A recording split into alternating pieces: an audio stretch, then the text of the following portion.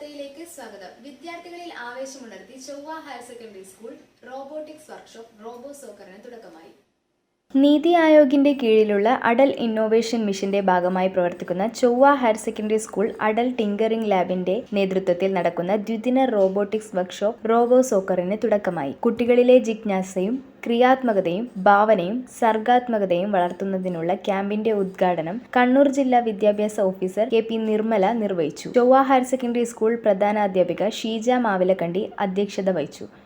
മുൻ Atal tinkering lab coordinator T P. Vinod Kumar, staff secretary Sareesh Payyampally, senior assistant P. Sreeja, Atal tinkering lab in charge Akhil G എന്നിവർ സംസാരിച്ചു. Chovva Dharmasamajam U P. School, Korjan U P. School എന്നീ വിദ്യാലയങ്ങളിലെ വിദ്യാർത്ഥികൾ വർക്ക്ഷോപ്പിൽ പങ്കെടുത്തു. വർക്ക്ഷോപ്പിന്റെ രണ്ടാം ഘട്ടം മാർച്ച് 6-ന് നടക്കുമെന്ന് ഭാരവാഹികൾ അറിയിച്ചു.